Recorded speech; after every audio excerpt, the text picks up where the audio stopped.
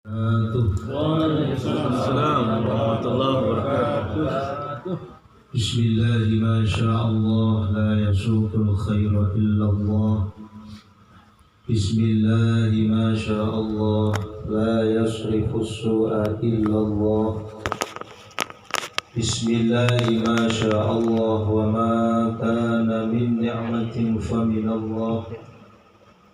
Bismillah, ma sya'allah, wa la hawla wa la quwwata illa billah, amma ba'da. Yang saya muliakan Sahibul Hajah Bapak Bahri sekeluarga, yang saya muliakan para asatid, para kiai, para tokoh yang selalu istiqomah di dalam menjalankan aktivitas yang insya Allah aktivitas rutinan seperti malam ini sangat bisa menarik rahmat dari Allah Subhanahu wa Ta'ala. Kenapa seperti itu? Karena di dalam perkumpulan yang baik itu terdapat kasih sayang Allah. Dawai Kanjeng Nabi itu, alaikum bil jamaah. Tetaplah, teruslah, kontinulah, rutinlah di dalam berjamaah. Sehingga komunitas perkumpulan yang di dalamnya dibacakan Al-Quran, dibacakan sholawat, zikir dan lain sebagainya, sangat-sangat berpotensi untuk narik rahmatnya Allah. Tempat yang ditempati, rumah yang ditempati, daerah yang ditempati, itu akan ikut mendapatkan barokah dan rahmat dari Allah Subhanahu wa Ta'ala. Amin ya Rabbal. Saya ngajinya singkat-singkat saja, nggak usah lama-lama. Yang penting tiga. Monggo sambil diminum, maksud tekan-tekan sing dengan rokokan, monggo rokokan. Siapa di sini? Rokokan ini. Karena kopinya nih. Saat ini. Buat ibu-ibu. Ada di sebelah. Mohon maaf ibu-ibu, saya nggak kelihatan. Yang penting suaranya nyampe di dalamnya. Semoga silaturahim saya di tempat Sahibul Hajah dan jenengan semua bersamaan dengan barokah dari Allah Subhanahu wa Ta'ala. Amin. Saya tidak pernah menggurui jenengan semua. Di sini banyak asatid, Ustaz Solihat, Ustaz dan lain sebagainya. Hanya tular-tular sedikit. Barangkali cerita kebaikan ini menjadi asbab dibukanya hati dan akal kita, sehingga kita semakin hari kita tambah hubungan kedekatan kita dengan Sang Maha Pemberi kekuatan di dalam tubuh kita, pemberi kesehatan di dalam tubuh kita, yaitu Allah Subhanahu wa Ta'ala. Sungguh sangat rugi dan menyesal siapapun yang ditambah sehatnya oleh Allah, ditambah rezekinya oleh Allah, ditambah umurnya, dipanjangkan umurnya oleh Allah, tapi tidak merasa punya hubungan tambah dekat dengan Allah Subhanahu wa Ta'ala. Terus gua urip nih kan, sehat dikasih sama Allah, umur dikasih panjang sama Allah, rezeki dikasih melimpah sama Allah, tapi tidak punya perasaan hubungan dekat dengan Sang Pemberi tersebut, maka bisa dipastikan hidup kita akan sia-sia. Apa bedanya kita dengan binatang? Biasanya begitu. Oleh karenanya Allah memberikan dari sekian komponen di dalam tubuh niki, ada tangan, ada kepala, ada mata, ada telinga, ada kaki. Dari sekian ratus komponen dalam tubuh kita, ada dua hal yang harus kita jaga. Dengan dua hal ini, semua yang kita gerakkan dari tubuh kita akan dikontrol oleh dua ini. Ya, ini kaitannya mungkin kalian pikir sama ngaji. Wopo sih, kalian taklim, kalian pengajian, kalian tausiah, kalian istighosa, wopo. Kok nggak ngai marok kayak, ya nggak nambah ekonomi, malah kadang mengeluarkan ekonomi. Bisa kayak gitu. Terus tujuannya wopo, kayak untuk apa? Gitu. Nah, dua komponen ini amanah minallah, titipan saking Allah. Dan ciri khas orang yang amanah itu bisa menjaga titipan. Ciri khas orang itu disebut amanah, diantaranya adalah bisa menjaga titipan tersebut. Apa itu? Yaitu al-aqlu wal qalbu, otak dan hati. Manusia tidak ditentukan perilakunya oleh tangannya, tidak. Perilaku manusia tidak ditentukan oleh kakinya, tidak ditentukan oleh kepalanya, tapi perilaku manusia ditentukan baik dan tidaknya tergantung akal dan hatinya. Orang itu sebelum berbuat mesti unek-unek dulu. Saya ini berangkat atau tidak? Kaki ini nggak bisa kontrol, kaki ini nggak bisa ngapa-ngapain, tangan ini nggak akan bergerak tanpa diperintah oleh dua hal ini, al-aqlu wal qalbu, akal dan hati. Kok kakinya sehat, jasadnya sehat, asal otak dan hatinya bermasalah, mesti kelakuannya aneh. Ini gue mesti. Sekalipun tangannya sakit, kakinya sakit, tidak sempurna, tapi hati dan akalnya bersih, pasti nyeneng nih wong. Ditulak itu dia nyeneng nih. Penaan, gampangan. Kok delalah ditakdirkan jadi orang kaya? Ya jadi wong sing kaya yang bagus, asal otak dan hatinya bagus. Kearifan orang Jawa. Misalkan ditakdirkan fakir, misalkan wong fakir dan kaya itu tidak tergantung pekerjaan. Kaya dan miskin itu tidak tergantung dengan kuat dan tidaknya orang bekerja. Itu nasib jatah minallah. Orang yang bekerja puluhan tahun nggak kaya-kaya ya banyak, ada yang kerja baru beberapa tahun kaya ya banyak. Artinya baik dan tidaknya seseorang itu tergantung akal dan hatinya. Dan terus bagaimana dua ini bisa bagus? Al-aqlu bil ilmi wal qalbu bil dzikri. Akal seseorang bisa menjadi baik dan bersih, kuncinya satu, bil ilmi, kudu duwe ilmu. Kok kuat, hebat, badan besar, utaknya mati, panggah koplak-koplok. Tengok. Mau kemana Pak? Mau ke sana. Dari mana? Dari sini. Pasti mau koplak. Gak akan lewong. Ini pentingnya ilmu. Akal ini tidak akan bisa terisi oleh ilmu kalau tidak disengajakan untuk diisi. Akal ini tidak akan terisi oleh dzikir. Gak bisa. Kok dikir sama dikir terus dikir gak ada ilmunya. Sing sombong panggah sombong, yang pelit tetap pelit, yang angkara murka, yang marah-marah tetap marah-marah.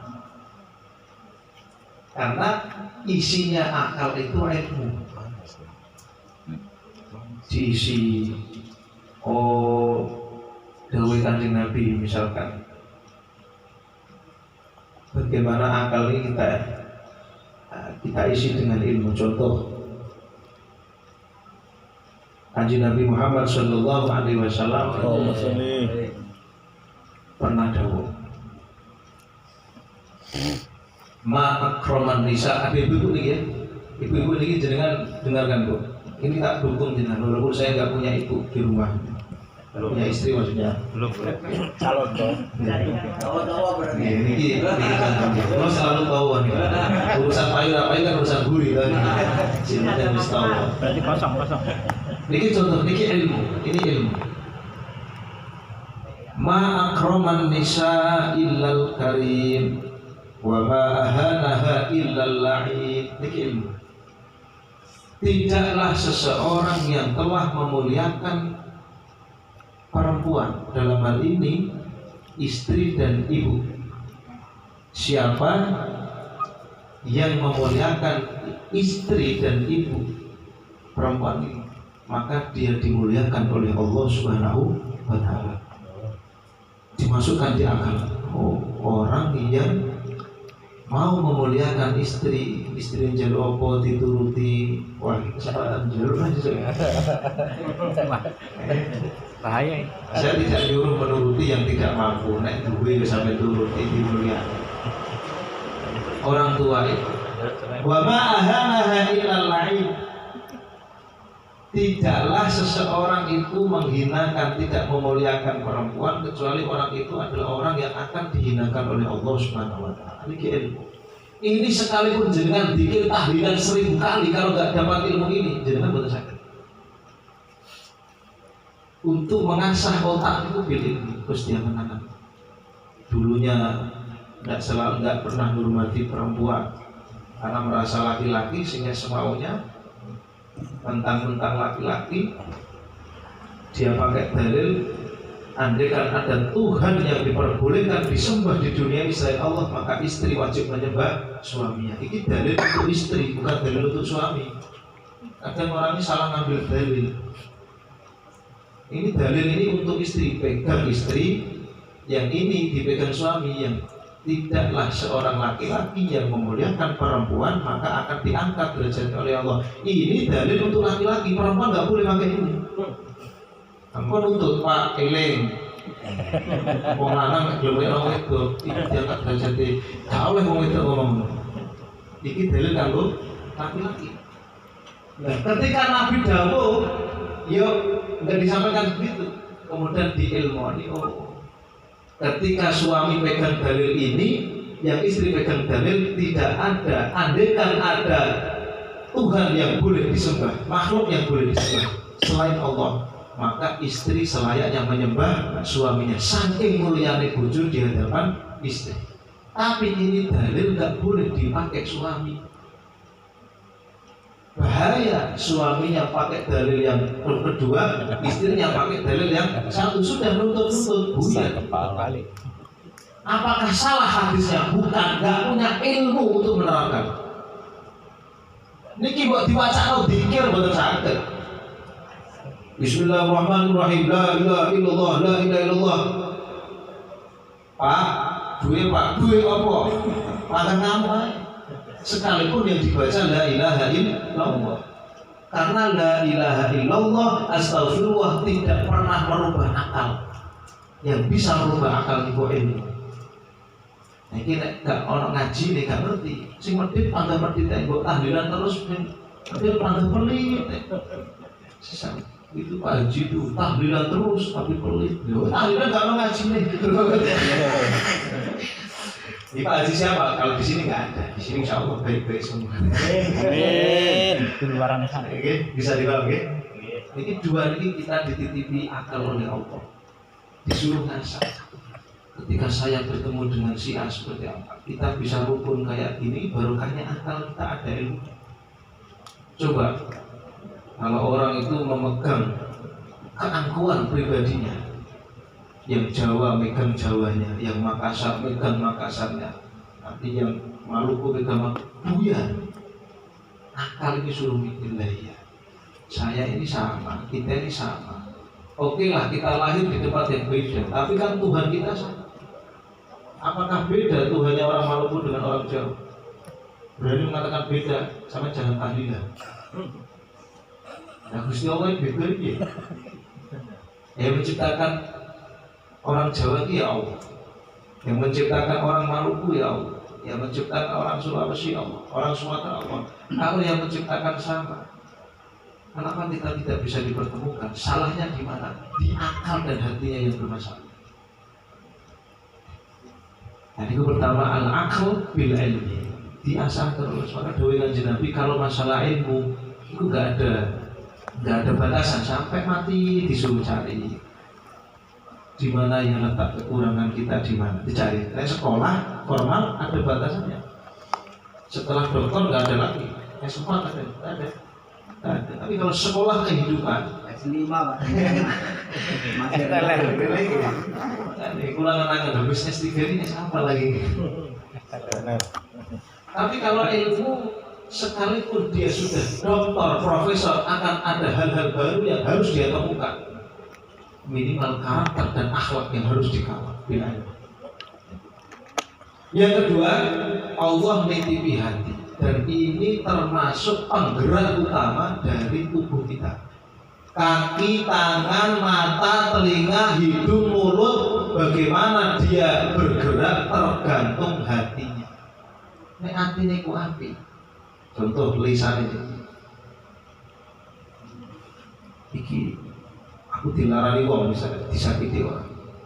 Iki artinya tersinggung kemudian sakit hati. Karena hati nggak bisa berbicara, lisanlah jadi wakil. Karena hati nggak bisa mukul, tanganlah sebagai wakilnya. Ini cuma wakil semua ini. Tangan ini wakil, lisan ini wakil, telinga itu wakil, kaki ini wakil. Yang diwakili adalah hatinya. Puncaknya itu di hati. Maka di mana-mana orang Islam, kiai-kiai ulama menganjurkan zikir karena bidzikri tatmainnul qulub. Kalau hati itu bidzikri, pengen hatinya tenang kudu zikir. Dan zikir yang bisa menenangkan hati adalah zikir yang diilmoni. Zikir yang ada ilmunya. Jenengan baca la ilaha illallah, la ilaha illallah. Pak, maksudnya la ilaha illallah apa? Terus gak ngerti pokoknya Pak yang la ilaha illallah aku melu la ilaha illallah. Zikir yang semacam ini tidak akan mampu bisa menenangkan hati. Makanya akal dan hati terus berkaitan. Coba misalkan zikirnya la ilaha sudah bagus ketika kita nyebut la ilaha illallah. Betapa mulianya lisan yang disebut di dalam lisan tersebut nama Allah, nama Kanjeng Nabi, nama-nama Asmaul Husna disebut. Betapa mulianya. Tapi tidak akan mampu merubah ketenangan hatinya seseorang jika tidak difahami maknanya. Dan yang bisa memahami maknanya itu akal. Difahami la ilaha illallah, tidak ada yang bisa memberi sehat kecuali Allah. La ilaha illallah, tidak ada mampu yang memberikan ketenangan kecuali Allah. Diulang-ulang. La ilaha, tidak ada yang bisa menggerakkan tubuh ini tanpa digerakkan oleh Allah. Nyatanya banyak orang yang sakit hatinya pengen jalan tapi jasadnya nggak bisa. Kenapa nggak bisa? Karena tidak dibisakan oleh Allah. Kalau manusia bisa, jangan sakit dong. Kalau manusia bisa, jangan miskin dong. Kenapa ada yang miskin, ada yang kaya, ada yang sehat, ada yang sakit? Itu memang manusia nggak bisa apa-apa kalau nggak dibisakan. Untuk memahami sifatnya Allah yang membisakan, yang menguatkan, yang memberikan, yang memberi rezeki, itu adalah ilmu yang disertai dengan bacaan-bacaan zikir yang menjadi sinkron sehingga tubuh kita akan jalan. Kakinya jadi enak, tangannya jadi enak, mulutnya ya enak, nyenang nih wong. Orang yang hatinya faham dan difahamkan oleh Allah, bawaannya itu ya enak, ya tenang. Begitu akeh ya kayak gitu, bojone ngamuk ya seperti itu. Bojone ngamuk tekan tinggal ngopi. Tapi yang nak dilawan di malah masalah kan. Waktu sampai masalah kalau ibu-ibu bahaya. Minimal kayak itu jatah tuh. Nah, itu gak benar.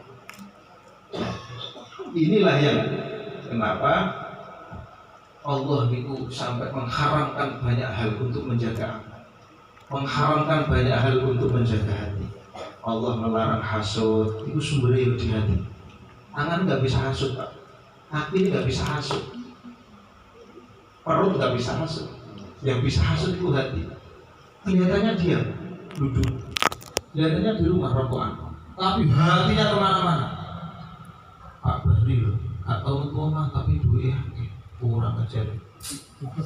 Ngono iki contoh wong hasud. Paham ya? Ini kebetulan asal. Perasaan itulah yang membuat kakinya bergerak bagaimana mencelakai Pak Bahri. Ini contoh naudzubillah. Hati. Karena hati-hati yang komen kok gak duwe ilmu bahaya, kok di pikiran. Nah iya, saya merantau 2011. Pak Haji ya 2011, saya motornya gak punya. Pak Haji sudah punya kos-kosan di mana? Mbus pikirannya Pak Haji mau nganggur. Gak punya ilmu, gak punya. Alhamdulillah, dilarang sama Allah, hasud, unek-unek. Nah hasud ini tidak akan bisa dikontrol dengan la ilaha illallah. Tidak akan bisa dikontrol dengan astagfirullah. Yang bisa kontrol adalah ilmu yang disertai zikir la ilaha illallah. Ya Allah, la ilaha. Kenapa kok saya iri? Kan saya sudah tahu setiap manusia punya jatah masing-masing. Wa khalaqa kulla syai'in faqaddarahu taqdira. Wa khalaqa lan misdadiakan Allah subhanahu kulla syai'in ing saben-saben suci. Allah telah menciptakan segala sesuatu. Semuanya Allah yang menciptakan. Faqaddarahu taqdira. Semua sudah ditentukan jatahnya, nasibnya, umurnya, rezekinya. Kalau saya tahu ini sudah punya jatah masing-masing, kenapa kok saya unek-unek jatahnya orang lain? Ini hati saya bermasalah. Terus astagfirullah. Astagfirullah yang disadari seperti itu, satu kali astagfirullah itu lebih mantap, lebih mantap daripada 1000 astagfirullah yang tidak ada ilmunya. Kayak tadi banyak hasud yang dengan stop. Ya Allah, ya Allah, ya Allah. Aku kan sudah yakin semua sudah punya jatah rezeki, jatah sehat, jatah umur masing-masing. Kenapa kok munak-munak rezekinya si asik? Astagfirullah. Astagfirullah yang didasari ilmu seperti tadi. Sekali astagfirullah itu bobotnya itu mengalahkan ribuan astagfirullah yang tidak diilmu. Niki ada cerita sebagai penguat. Ada ulama di Jawa Timur, kalau nggak salah itu Mbah Khalil Al-Bangkalan. Mbah Khalil Bangkalan itu masya Allah waliyun min awliyah. Siapa yang nggak kenal Mbah Khalil Bangkalan? Itu punya murid di daerah Bawean di Gresik, pulau sebelah Gresik itu Bawean. Itu ketika si muridnya ini punya hajat selamatan lah, undang orang banyak, undang pejabat karena mau didatangi oleh Mbah Khalil. Beli sapi Pak. Pak Bari beli apa nih? Beli pitik. Iya, kami Mas Halmam ini beli pitik aja. Niku beli sapi besar sekali. Pejabat-pejabat termasuk bupati datang semua zaman itu. Lah yang baca doa diminta adalah Mbah Khalil Bangkalan. Perasaan yang punya hajat ini, wah bukan Mbah Khalil kan wong alim, wah masya Allah panjang, sokeh, mantap. Ternyata di luar dugaan. Mbah Khalil itu namung ndonga satu kalimat. Bismillahirrahmanirrahim. La haula wala quwata illa billah. Itu betul. Kalau supi sing lafaz ini. Pokoknya satu lafaz. Jadi misalnya acara kata lagi baca akan dibacakan oleh Pak Yanto. Dua Bismillahirrahmanirrahim. Alhamdulillah. Ini kan kayak menyinggung perasaan sahibul hajat kan. Dan sahibul hajat saat itu kan tersinggung. Wah, para pejabat ini piye bahwa ini. Oh saya ngundang beliau ben wah lah, artinya ada sedikit kurang bagus niat ngundang Mbah Khalil ben biar dibilang wah, sehingga Mbah Khalil juga Bismillahirrahmanirrahim. Kalau nggak salah itu Bismillah. Sudah habis itu setelah acara selesai sahibul hajat ini kunak-kunak nggak berhenti terus. kacau pikiran. Memberanikan diri sowan ke Mbah Khalil Bangkalan, dari Bawean ke Madura Bangkalan. Matur, Mbah ngapunten Mbah. Ini saya bahasakan pakai bahasa. Saya dari acara kemarin sampai sekarang nggak bisa tenang. Nah, dong. Ada apa? Saya ngundang jenengan, menghadirkan jenengan, ngundang segitu banyak orang supaya jenengan itu bacakan doa yang fasih itu biar diaminkan banyak orang biar mustajab. Terus, kok jenengan ngomong tok tuh ini cuma gitu. Oh ya. Niku beliau nulis lafaz yang dibaca ketika ditulis di kertas. Garis ini ya, iki sampai bawa, nanti sampai timbang. Sapi ini sampai bobotnya berapa? Nanti sampai cari timbangan, satu taruh sapi yang seukuran sapi sampean, nanti bungkusan ini taruh di sebelah.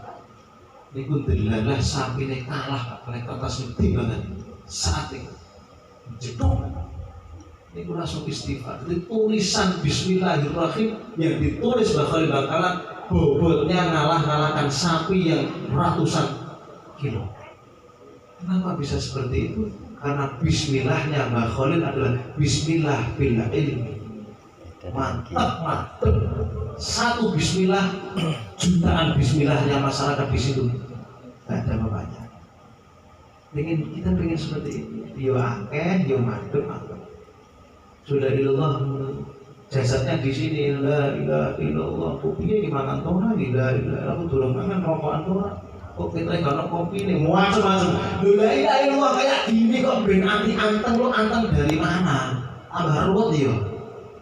Nah, mulai niki jamiah tahlil yasin ini ya tetap istiqomah sesuai yang biasa dipimpin sambil diilmoni sehingga istighfarnya la ilaha illallahnya sekalipun tidak seperti Mbah Khalil lah. Kita ini siapa? Kita bukan Mbah Khalil, minimal bisa membuat hati kita terang, akal kita jernih sehingga laku kita menjadi laku yang sholihan mutmainnatan.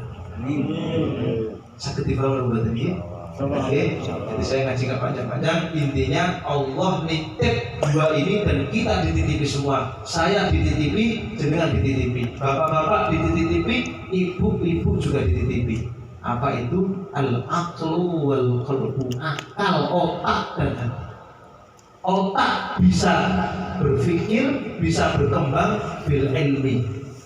Hati akan tenang bil dzikri. Jika zikir dan ilmu digabungkan, maka akan menghasilkan akal dan hati yang tenang, jernih, bersih, membuahkan laku yang solihan, soleh, mutmainnatan, tenang, lesa yang tenang, lakunya tenang, sabar, istiqomah. Ini harapan kita semua. Semoga ngaji singkat ini memberikan manfaat buat kita semua. Amin ya rabbal alamin. Saya tidak niat menggurui, cuma tular-tular. Dulu saya pernah ngaji sama Mbah Yai yang kayak gitu. Ini dulu saya belajar, saya praktekkan ngaji, diisi akal, ini akal diisi ilmu, diisi Gusti Allah, diisi Kanjeng Nabi, diisi sing api-api, hatinya digawe zikir. Insyaallah keluarga kita akan menjadi keluarga yang diberkahi oleh Allah Subhanahu wa taala. Kemudian semoga kita semua yang hadir di sini mendapatkan barokah bacaan kalimat-kalimat thayyibah yang tadi dibaca dan mendapatkan manfaat dari ilmu yang kita bahas malam ini. Demikian ala hadhihi niyyah wa ala kulli niyyatin salihah. Al-Fatihah. أعوذ بالله من الشيطان الرجيم. بسم الله الرحمن الرحيم. الحمد لله رب العالمين الرحمن الرحيم مالك يوم الدين إياك نعبد وإياك نستعين اهدنا الصراط المستقيم صراط الذين أنعمت عليهم غير المغضوب عليهم ولا الضالين آمين. السلام عليكم ورحمة الله وبركاته.